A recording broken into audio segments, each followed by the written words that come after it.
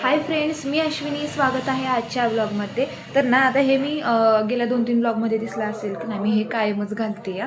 तर ना आता हे मी ऑनलाईन मागवलं होतं आणि याचा कलर तर मला खूप आवडला आहे. त्याच्यामुळं ना जोपर्यंत हे मळत नाही ना तोपर्यंत मी घालणार आहे. आणि ना सध्या गारसुद्धा चालू आहे. म्हणजे सकाळचं जरा गार असतं आणि मेडिकलला जरा सकाळी लवकर यावं लागतं.